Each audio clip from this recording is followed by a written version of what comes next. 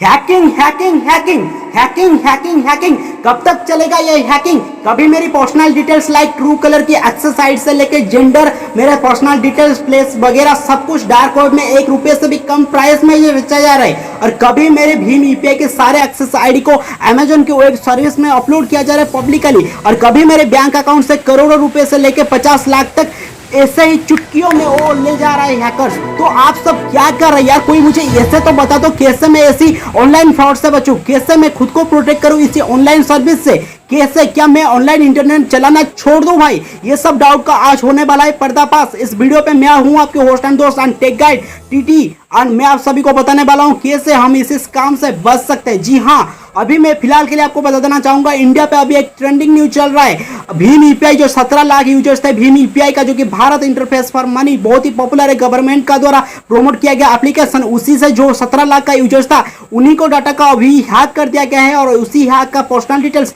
Like your Aadhaar card, voter card, pan card, degree certificate and resident certificate अभी publicly Amazon के web service के ऊपर upload कर दिया गया है, जो कि बहुत ही दर्दनाक एंड सोचने साजिश से। और दोस्तों मैं बात करता हूं आपसे, क्या ये सब इंडिया पे ऐसे क्यों हो रहा है। कभी हमारी पर्सनल डिटेल्स को 1 रुपए में सेल कर दिया जा रहा है डार्क वेब पर, और कभी हमारी पर्सनल अकाउंट से पैसा चुराया जा रहा है। इसके पीछे है कौन सी इंसान का हाथ, और ये सब क्यों हो रहा है, और हम कैसे खुद को इसी वायरस से प्रोटेक्शन देने वाले। तो मैं हूं आपकी होस्ट एंड दोस्त देवाशीष। तो चलिए टीडी टेक इन्फो पे इसी सर्विस की रिगार्डिंग आज हम बात करते हैं। तो चलिए शुरू करते हैं। दोस्तों मैं आप सभी को बता देना चाहूंगा, सीएससी भीम यूपीआई साइट की जो डाटा ब्रीच केसेस अभी सामने काफी सारे इंफॉर्मेशन के हिसाब से ये 70 लाख, लगभग 70 लाख से ज्यादा भारतीयों का जो कॉन्टैक्ट इंफॉर्मेशन था, पर्सनल डाटा था, सब कुछ को यहाँ पे हैक कर दिया गया है, एंड जो कि बहुत ही खतरे में। आखिर ये बात सच हो जाता है या आखिर ये 100% सच साबित हो जाता है तो आपके और मेरे जैसे बहुत सारे 70 लाख इंडियंस के लिए बहुत बड़ी दुख की बात होगा। क्योंकि मैं आप सभी को बता देना चाहूँगा, एसएससी भीम साइट पर जो इन्फॉर्मेशन भेजा जा रहा है, ये जो बॉक्स बाउंड्री हुआ था, जब इसको डिटेक्ट कर दिया गया था, जो वल्नरेबिलिटी क्रिएट हुआ था वो हुआ था 23 अप्रैल को चल रहा था। और उसी वल्नरेबिलिटी यानी जो लूप होल था, जो इसको जहाँ पे ही लीक जोन था, जहीं से ही हैकर ने वहाँ पे एंट्री किया, उसको 22 मई तक को उसको बंद कर दिया गया था। उसके बाद क्या हुआ कि आपकी जो आधार कार्ड है, जातीय प्रमाण पत्र है और 17 लाख भारतीय का पर्सनल डाटा है, उसी को संवेदनशील इन्फॉर्मेशन को फिर एक बार हैक कर दिया गया है उसी लूप सीक्रेट कोड की जरिए में, जो जहाँ पे हैकर्स ने उसके अंदर घुसे और आपकी पर्सनल डाटा को चुरा कर लेके अमेजन की जो वेब सर्विस है उस पर जाके अपलोड कर दिए। तो इसके पीछे कौन था, कौन सी साजिश, और ये कैसे कामयाब हुआ, और हमारी गवर्नमेंट का क्या है कहना इसी की रिगार्डिंग चलिए इस वीडियो में थोड़ी सी डिटेल्स में जान लेते हैं। हेलो फ्रेंड्स, मैं आपकी दोस्त देवाशीष। इस वीडियो पे आप सभी को भीम यूपीआई की डाटा ब्रीच के बारे में बहुत डिटेल्स तरीके से समझाने वाला हूं, कैसे आप इसी डाटा ब्रीच से बच सकते, खुद को प्रोटेक्ट कर सकते, और आखिर क्यों ये समस्या हुआ।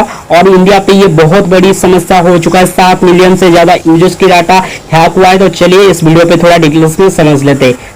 सीएससी भीम ऐप डाटा उल्लंघन का पर्दाफाश, 7 मिलियन से भी अधिक भारतीय का व्यक्तिगत विवरणी का खुलासा किया गया। भीम ऐप उपयोगकर्ताओं के आधार नंबर का नाम, लिंग, जन्म तिथि, पिन, धर्म, जाति प्रमाण पत्र और नैतिक चीज का उल्लंघन किया गया है। लोकप्रिय डिजिटल वॉलेट भीम की वेबसाइट की 7 मिलियन से भी अधिक भारतीय का व्यक्तिगत विवरणी को उजागर करने वाला डाटा उल्लंघन का सामना करना पड़ रहा है। जाहिरा तौर पर भीम ऐप वेबसाइट का उपयोगकर्ता डेटा एक गलतफहमी वाली cloud storage service Amazon web services S3 बाल्टी में संग्रहित किया गया था। हैकर्स को सर्वर को तोड़ने से रोकने के लिए कोई उचित सुरक्षा प्रोटोकॉल नहीं था। वीपीएन मेंटर यानी आज एक Israel based VPN mentor company, जो कि एक साइबर सिक्योरिटी कंपनी है, उसी ने दावा किया है कि आधिकारिक भीम वेबसाइट को विकास और संवेदनशील डाटा की देखभाल करने वाले के लिए जिम्मेदार एक कंपनी है, जो कि common services centre CSC e governance services limited किया जाता है, और आंशिक रूप से भारत सरकार द्वारा प्रबंधित भी ये कंपनी है। और ऐसा प्रतीत होता है कि CSC ने भारत भर में भीम उपयोगकर्ताओं को बढ़ावा देने के लिए गलत S3 बाल्टी से जुड़े वेबसाइट स्थापित की है, और नए व्यापारी व्यवसायों जैसे मैकेनिक्स, किसान सेवा प्रदाताओं और ऐप और स्टोर मालिक को साइन ऑफ किया है। ये कहना मुश्किल है, ठीक लेकिन S3 बकेट पर मिले गए इस जानकारी को भी हम इग्नोर नहीं कर सकते। और वीपीएन मेंटर ने भी दावा किया है 7 मिलियन से भी अधिक यूजर्स को डाटा का पर्सनल डाटा को यहाँ पे उल्लंघन किया गया है।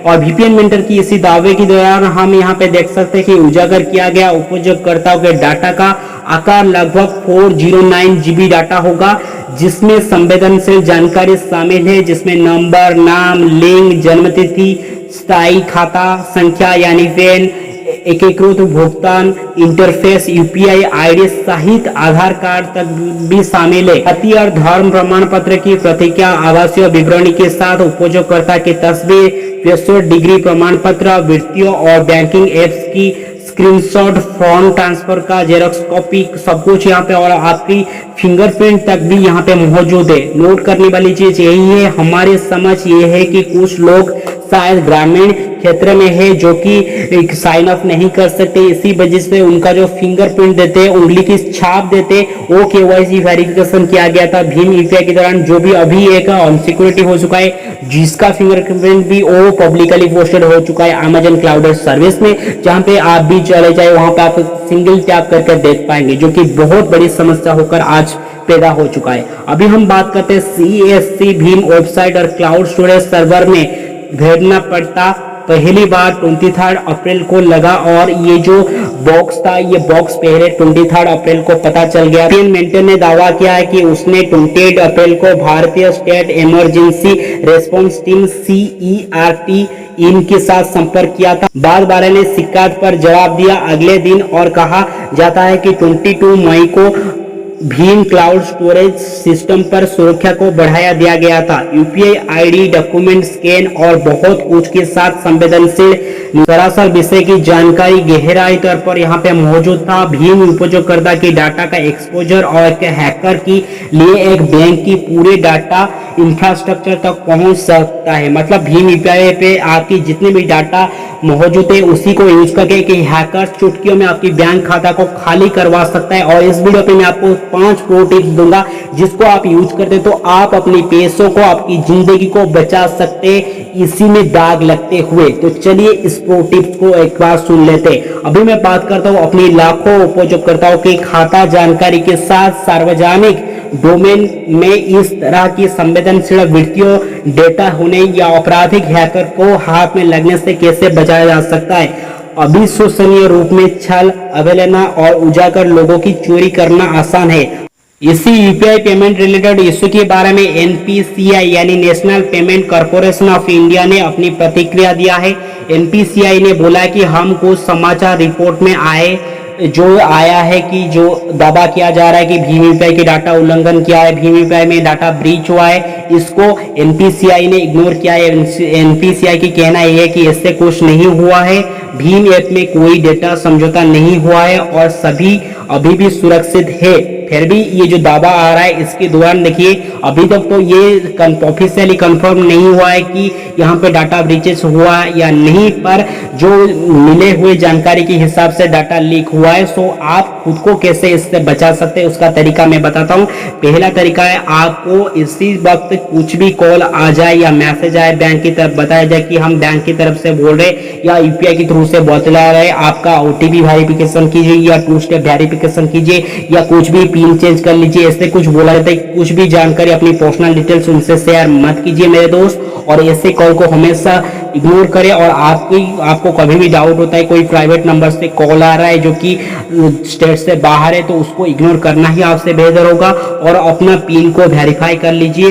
और एक बार आप जो प्ले स्टोर या गूगल के ऐप स्टोर यूज कर, आप एप्पल के ऐप स्टोर या गूगल के प्ले स्टोर या आप माइक्रोसॉफ्ट विंडोज की डिवाइस यूज करते हैं, तो अपनी सिक्योरिटी प्रोटेक्शन बढ़ाने के लिए कंपनी जो मंथली आपको सिक्योरिटी पैच अपडेट दे रहे हैं उसको भी आप अपडेट करके अपनी सिक्योरिटी प्रोटोकॉल को और भी स्ट्रांग बना सकते हैं। और आपको किसी भी तरीके का, मान लो अभी रिवार्ड के लिए कोई भी बंदा क्या करता है, गूगल पे, फोन पे, कोई मोबी, कोई कुछ भी रेफर लिंक से डाउनलोड कर ले, कभी भी किसी रेफरल लिंक से डाउनलोड मत करें जिस बंदे को आप पहचानते नहीं। हमेशा आप Google play store, Apple app store या माइक्रोसॉफ्ट विंडोज के माइक्रोसॉफ्ट स्टोर से डाउनलोड करें। और डाउनलोड करते वक्त आप उसका स्टार रेटिंग चेक करें, डेवलपर ऑप्शन चेक करें। मतलब देखिए, जैसे कि मैं गूगल की एक प्रोडक्ट डाउनलोड कर रहा हूँ, गूगल फाइल्स में चेक करता हूँ, उसमें गूगल LLC डेवलपर इन्फॉर्मेशन है या नहीं।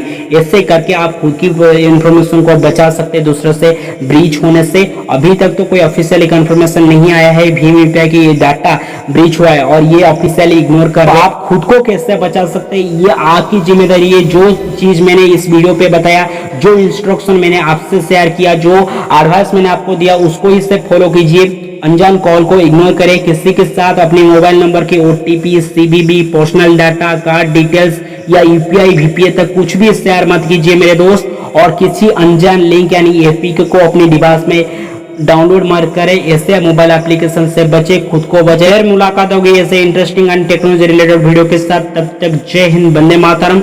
और आपको लग रहा है कि मैंने आपके लिए कुछ अच्छा करने की कोशिश किया तो प्लीज मुझे थोड़ा सपोर्ट करना। मेरे इस छोटे से चैनल ओनली 100 मेंबर्स से, तो प्लीज इस मेंबर को 1000 में पहुंचा देना। मिलते हैं आपसे अगले वीडियो पे, तब तक अलविदा।